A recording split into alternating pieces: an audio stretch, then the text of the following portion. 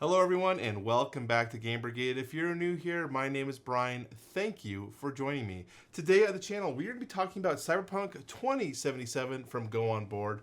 We're going to be basically talking about the way the game works, give you my kind of opinion based on the structure of the game and what I like and didn't like about it, so that way you can make the best backing decision going forward. If that sounds good to you, then let's go.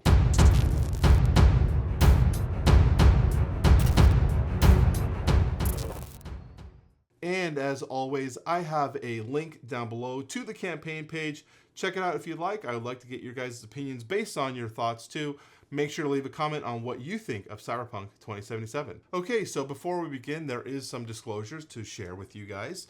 This is a sponsored video from Go On Board. I appreciate them for supporting the channel to help us grow here on the channel, but that also means that you guys should be aware of when compensation has been provided, and that's not going to judge or change my opinion based on this game. I'm still going to tell you what I liked or didn't like based on my playthroughs of the demo here given to us here at Game Brigade Studios. But with that, let's go ahead and start and talk about what is Cyberpunk 2077. I played Cyberpunk, the video game, when it came out in like 2019, 2020 timeline. I very much enjoyed it. It's very heavy RPG-based gameplay where you're utilizing different types of strategies, either sneaking or using jack-in links to take control of people, or using your technology to influence players, or just being straight combat and blasting your way through the objectives. A lot of the times I played that game, it was kind of like a heist or kind of like a breaking in a sort of way. And that is very much seen here in this scenarios that we at least played. So this is a scenario-based game as of right now, at least as far as I'm aware, where you are going to be given a different types of scenario, where you are going to be given different types of mission objectives that you're going to have to complete. And sometimes these mission objectives will have multiple levels. So as you complete, all the objectives on the scenario, it could have additional scenarios or additional objectives with the different levels, or sometimes different types of map. Imagine you going up to a level from floor 1 to floor 2 to floor 3, etc.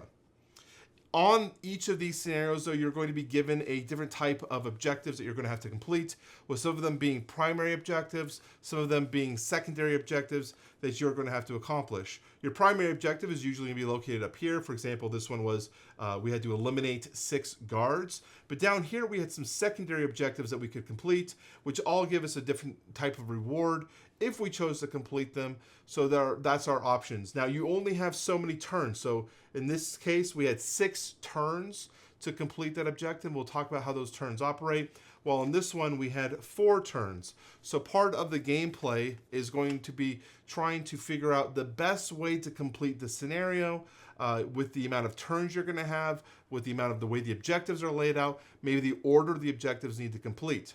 Now, how do you complete these objectives? It's pretty simple. For the most part, you're going to have to take your player characters and work your way to one of the objective markers. And each of these objectives will have a scenario or something you need to do to complete the objective. So, for example, if I was here on D, it says this is called check the supplies. Take cover, discarding at least 1 blue. You have to take cover, which means you will take your hand of cards, which we'll talk about in a second, and discard at least 1 blue card while standing on the D marker, which will complete it, and then you'll receive this upgrade, which means I'll take a cube and place it here in my red slot, which we'll talk about as well here shortly. So those are some of the ideas that you're going to do to complete them. Some of them, for example, this one down here with A, requires another player to be on the B marker. So players are going to have to coordinate with that as well. Now, it's not just simple, moving your character, doing all that, because this game also has an app associated with it.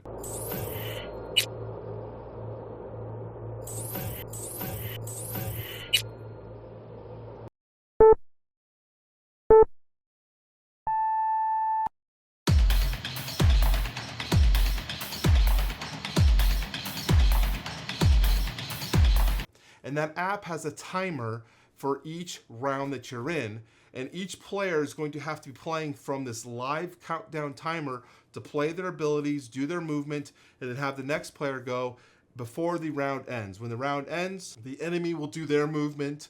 You'll complete those things, and you'll go down to the next step, and again, you only have so many turns to complete those objectives. So how does the gameplay work? Well, there are going to be several different types of characters in this game that you can play.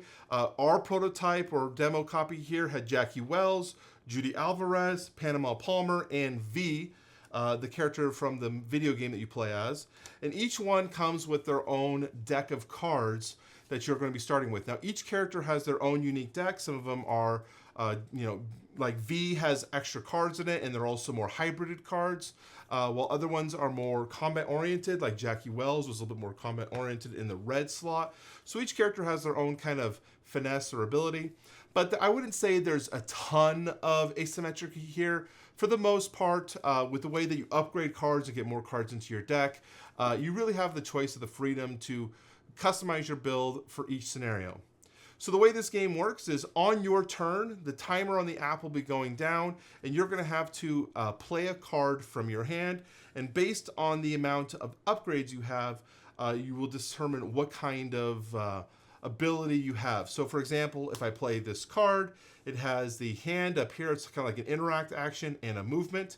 So if I was playing Panama Palmer, who I technically have, I can move a spot, which is here, and I could interact with something. Now, I don't have anything at this moment to interact with, but some of the interactions you could have would be opening a door, or if you had any type of crafting equipment, you could craft items in that way. But yeah, that's kind of how the game works. And then, since I'm not in combat or anything like that, the next player will go, and I will draw another card into my hand. Now, for example, I could go again, and let's see if I have a card. Let's say I do this one. This one now allows me to move, and if I had to heal, I could heal myself for 1. That's what this one indicates. Now you'll notice that there are multiple levels or rows on this one. So for each row, the ones you activate are going to be determined by the upgrades you have available. So in my blue category, I only have row 1 upgraded, while in my red category, I have all the way up to row 3. So if I play this card, not only do I get to move and shoot and deal a damage, I also get to deal 2 more damage, and I get to move. So the more you upgrade in a certain category, the more options you have. Eventually, you can upgrade to some of these other cards through doing objectives or picking up some of these loot icons on the board, and they can go all the way down to level 4. This one obviously does a lot of what do they call, the interact icons, while this one has other icons such as movement and add time to your app. So you'll add some more time to your mission, so you have some more time to complete whatever objective it is you're trying to complete. So that is the core mechanic of the gameplay. You're basically going to be playing these cards, drawing a new card. You have a hand of about 4 cards. Keep playing these cards until you can move your way around, selecting these items here as you work your way down to these objectives, also engaging these enemies. Now, let's say, for example, we end up engaging an enemy. There's one thing I love about this game is the way the enemies are set in this kind of holder here. It has a spin down dial which you're going to roll to indicate how much health are left. I really think this is pretty innovative, and I really enjoy this. So you can see exactly at a quick glance how much health a character has. Now, the way the combat works and line of sight works is if you are in a room with a character, and a room is defined by the borders of the wall, you are engaged with that character. So even though in this situation, this character is on this side of the wall, let's go ahead and put that door back over here. Where's the door? Let's go put a door right here, since in Panama came through here. So let's do this too. So let's say she came through here and she's over here. Well, she is now engaged with this guy. So the way combat works is when it's back on your turn, if you are engaged because you're in the same room as an enemy, you're going to have to roll 2 dice. You're going to have to roll your weapon dice, and you're going to have to roll the enemy dice. Now, the enemy dice has different types of markers on it. We'll talk about it. But you roll it. I would do 0 damage because the gray dice, which is my weapon, has nothing on it. And this icon means I take 1 damage. Then you play your normal action. You do your cards as normal. You'll play your card down, do whatever objective you want to do. And you could choose to run away, and these guys will work their way to pursue you or try to cut you off by moving to the elevators, which eventually everyone has to get through the elevator to escape, because not only are you trying to complete the objectives, you got to get out too. The way these dice face works is you have One dice face for the enemy that has a 0, which means you'll take your health all the way down to the 0 marker. Doesn't actually deal injuries yet. If I were to take an additional damage while at 0, I will add an injury card to my discard pile. These cards are basically there to gum up your hand, make it so they're harder to play, give you less options, because when you eventually draw a new hand up, you can't play this card for any kind of action. So for similar type of games I've seen with this kind of mechanic, Heat is a popular one where you have overheat in your engine. Think of something like that. It's just here to gum up your hand and screw things up. So that's if your health were to drop below 0. But you have the 0 marker that does the damage to lower your health to 0. You have a standard hit. Now you also have some of them have other colors. You have a red heart and a yellow heart. That means if you have 2 enemies in the same room, if you roll this, they both will be dealing damage to you. But if you only draw, say, the one with a single heart, even though there's 2 enemies, only one of them is going to hit you. So very easy to quickly understand at a quick glance what kind of damage you're receiving and what kind of damage you're taking. And then when you roll for the combat, you just assign. So like in this case, I would take 2 damage and deal the damage back. So in this case, I would kill this guy. And I would take some damage over here as well.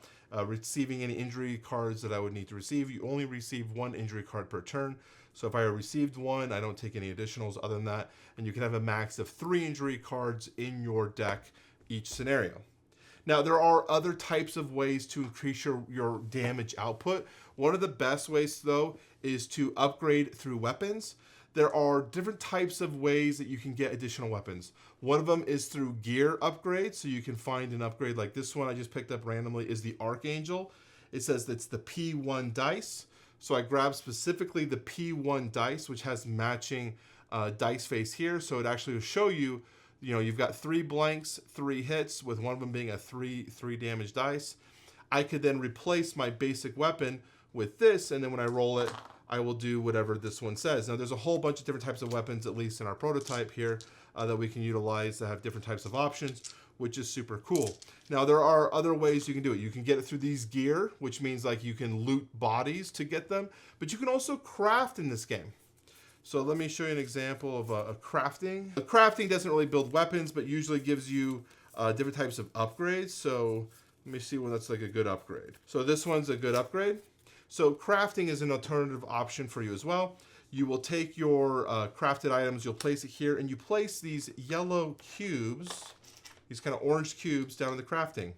When I am ready to craft, when I play the card that has the hand on it, the interact option, I can also use that to remove a cube. Once this has been fully removed, I can then access this item. This one specifically adds any color to my upgrade stat abilities, which is pretty sweet. There's other ones that heal you. There's one that gives you RAM or memory for some more additional interactions. So let's talk about that aspect. You have an additional type of upgrading that you can do. Every character comes in with one of these jacks. There's some sort of cybernetic implants that enhance their abilities. Each character has their own unique one. Panam Palmer has one that increases their movement. So for 1 spending of these green cubes, which are gained access from these green kind of brain looking cubes from the cards that you play, you can move another character by 1. If you spend 2, you can move yourself by 2. So it gives you some additional movement. But there are additional ones that you can eventually find and upgrade, and you can have up to 3 of these in your slots to be able to use them as you see fit. So there's a lot of customization, a lot of upgrading in that regard. So that's pretty sweet. I really, really enjoy that aspect of the game. But let's talk about, we talked about pretty much how this game works, how this plays. Let's talk about what I think about this game and some of the cons or, pros regarding the gameplay. The first thing I want to talk about is the most important part of the game is, the action card playing system. I was very, very impressed with how easy it was to understand what you are doing on these cards based on your level. I really like a game that lets the play happen pretty seamlessly and quickly. Now, that's almost more important in this game, though, because the timer is ticking down rapidly, making, your need to continue the game at a quick pace paramount. So the ability to be able to look at your hand quickly and be like, okay, what can I do? because I'm going to have my turn here in about 20 seconds, kind of, scan the board and be like, okay, I need to do this so I can move and deal the damage. And now I'm going to enter combat. So that's pretty sweet. I was really, really happy to see, a really quick, easy way to interact with these cards. Very clear in understanding what they want you to do. And even as you upgrade to more complex cards, some of the ideas and abilities that they provide as well. Now, with that though, it's important to understand that at times, this game kind of can get a little chaotic with the action card playing system because you've got that timer ticking down. People are literally trying to play as fast as they can to try to get to the turn. So I'm going to kind of give you like, imagine there's other people playing with me, but it really was like this. I'm going to do this, go. Okay, I'm going to do this, go. Or I'm going to do this, go. And it's like, at times it was almost like, whoa, whoa, whoa. I have no time to breathe. Even though, yes, this is easy to kind of comprehend, you are very much incentivized to play, and to keep going. So that was like, kind of like, I liked how simple and easy it is, but they are really trying to play into the sense that this is a quick action-paced board game, and you are really pressed to keep diving into that. The next thing that I want to kind of talk about when it comes to the gameplay aspect that I really thought was cool was that this is a power escalation type game. I think that's the best way that I could describe this. Think of games like Cthulhu Death May Die, that as the game goes longer, you get stronger. I really appreciated that. So there are multiple, at least what we got to, our prologue here, the 3.1, there we go, 3.2. There were multiple levels for us to kind of work through. So we had the first scenario and then we had the second scenario. And we were able to carry on our kind of build here that we've kind of worked on to the next scenario, giving you that sense of power and abilities, those things that make you feel like you are strong and you're actually doing something. I really like that. With some of the singular scenarios though, when the ones that were just like a one shot and it didn't have multiple tiers, it felt like at times that as you reached that power level, that was kind of the fun part of the game, then it would be over because you complete the objectives, scenario's over, make it to the escape, and you're done.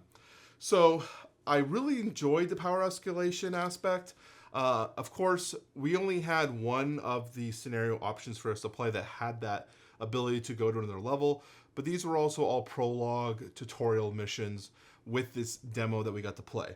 But what I got to experience though from the ability to upgrade your characters and to kind of customize how they kind of come out, it was pretty fun. I enjoyed getting different types of weapons, getting different types of skill ups here, getting different types of neuro jacks for us to kind of customize and play around with our opponents, the AI. It was a lot of fun, and so I'm excited to see how far that can go.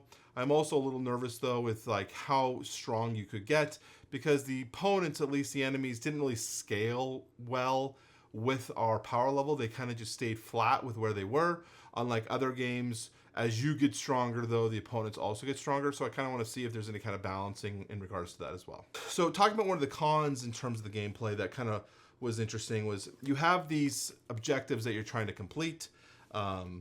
Each scenario has some sort of objective, and they'll say on here what each one does. For example, this one says A, over here, disarm the guards. Play a red card while on A. B, over here, call the car. Play a blue card while on B. C, over here, hack the security camera for whoever's suite, some gentleman's suite. Play a green card while on C. And then D, delete the recordings. Play a yellow card on D. So they have some theme coming out here, and like, this is what you're doing. But I didn't really sense that into the gameplay, because, going back to hacking, delete the recordings, we have our character over here on D, we're going to delete the recordings. All it really wants you to do is to play a yellow card here, just play a yellow card, and that's it. There's nothing that changes. There's no interaction in the app that where you click, D completed. So now this happens. There's also no sort of change to the board. Like if I complete D, before I complete anything else, does anything change? I think that would be kind of a cool concept and give a little bit more strategic play that, well, if you complete A first, which in this one is disarm the guards, maybe now the guards are reduced in their strength. So maybe that's one we want to complete first. But instead, if we call the car, maybe the alarm is sounding because there's a car that's arrived, and so maybe there's more guards that spawn in. I don't know. I would have liked to have seen more decision-based pathing for going for certain objectives in certain times or doing certain things, because they just kind of felt kind of flat in terms of what they're doing, what they're asking to do. Didn't feel like it kind of integrated well into the board. Now, I say that because one of the pros I have for the game in terms of gameplay is as each of us are sitting here in the beginning of the game and we're looking at what our objectives are, we're looking at the board, seeing where the opponents are, where the enemies have spawned, where the objectives are, where you have to plan out with your friends. Like, okay, you are going to go south. I need you to go through there, go through the door. You're going to hit A. I'm going to go north, and I'm going to try to get to C. You need to get down here to get to B. Once I hit C, I'm going to run over here to get D, and then we'll converge here in the middle. Like, it felt like it was an interesting, almost like a bank robbery, mission planning. Like, I thought it was really cool. It was, like, really immersive. I was like, okay, this is super fun. But then when you get into the gameplay, it's just literally like, okay, I discarded a card. Of course, it's more than discarded a card. It could be spending a RAM. But it didn't really feel like there was anything to it in terms of, making that feel, my choices and decisions that we made impacting the scenario. Now, again, this is prologue. I have no idea what's going to be in the actual campaign. I'm very excited to see what they are because the foundation for something super cool is there. I just wish there was a little bit more depth to that aspect of the game. So I've already talked about this a little bit, about the gameplay feeling rushed.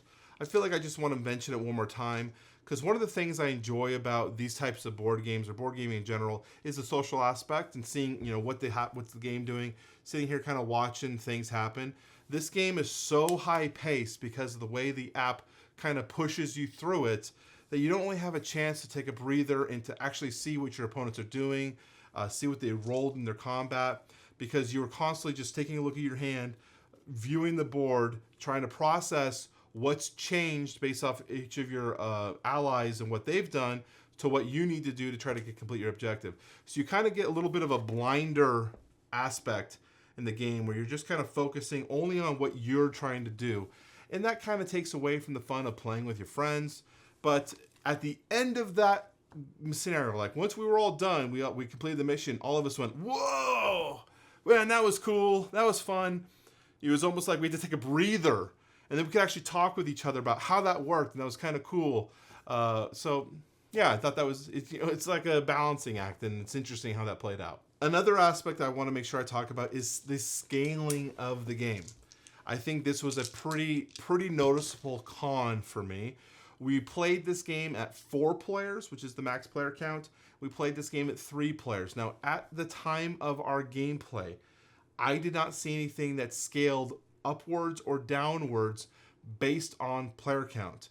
You always spawned in with the enemies at the 5 health count on each of the spawn points on the board, regardless if you had 2 or 4 players to play with. So that was kind of an interesting decision choice because you are also limited on the types of these rewards that you can find on the board. So players are kind of competing with each other because they're racing to try to get to these objective points to get their upgrades.